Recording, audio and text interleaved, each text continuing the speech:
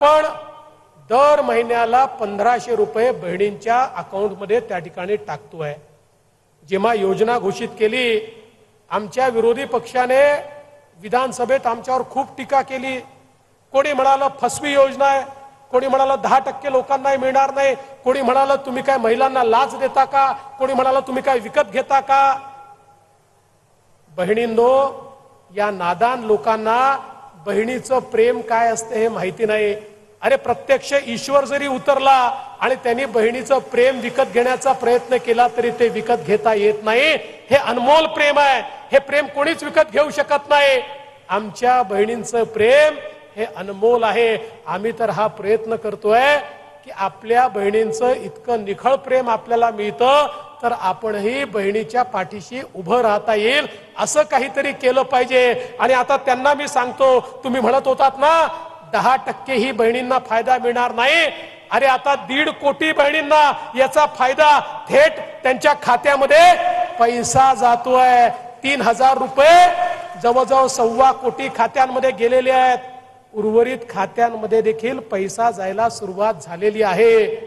आणि माननीय मुख्यमंत्र्यांनी आणि आम्ही निर्णय केला, कोणाचा फॉर्म उशिरा आला तरी चिंता करू नका, 31 ऑगस्ट पर्यंतच्या सगळ्या फॉर्मला आम्ही त्या ठिकाणी सप्टेंबर महिन्यामध्ये जुलै ऑगस्ट सप्टेंबरचे 3 महिन्याचे पैसे त्या ठिकाणी देऊ।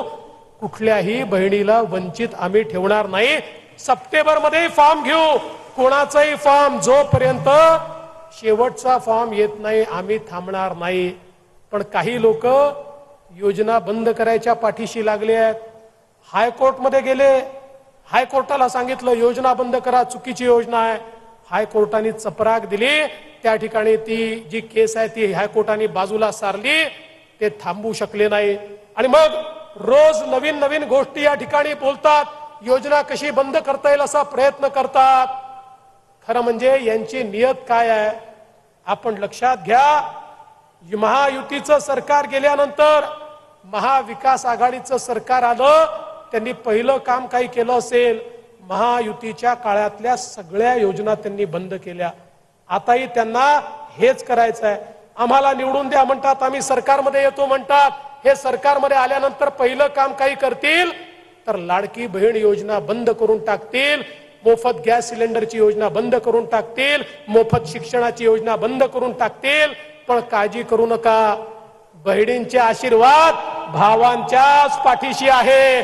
आणि ज्याच्या मागे ताई त्याचं कोणी काही बिघडवू शकत नाही। त्यामुळे तुमच्या आशीर्वादानं याही वर्षी, पुढच्याही वर्षी, त्याच्या पुढच्याही वर्षी, त्याच्याही पुढच्या वर्षी सातत्याने ही योजना सुरूच राहील। आम्ही काही झालं तरी ही योजना बंद करू देणार नाही। आज भगिनींनो, ज्यावेळी बदलापूर सारखी एक घटना घडते, काळीमा फासणारी घटना आहे, अशा प्रकारची घटना घडल्याबरोबर पहिली यांची मागणी काय? पहिली मागणी अशी आहे की आम्हाला सुरक्षा द्या, आम्हाला लाडकी बहीण योजना नको। का नको? लाडकी बहीण योजना पण देऊ आणि आमच्या बहिणींना सुरक्षा पण त्या ठिकाणी देऊ। आमच्या बहिणींना सुरक्षा देऊ हा प्रश्न महत्वाचा आहे। खरं म्हणजे कधी मागे वळून पाहत नाहीत, आपल्या काळात काय झालं हे सांगत नाहीत। अरे यांच्या काळामध्ये लॉकडाऊन मध्ये देखील किती घटना त्या ठिकाणी घडत होत्या, पण तुमच्या काळात किती घडल्या, आमच्या काळात किती घडल्या, याच्या आधारावर याचं मूल्यमापन करायचं नसतं।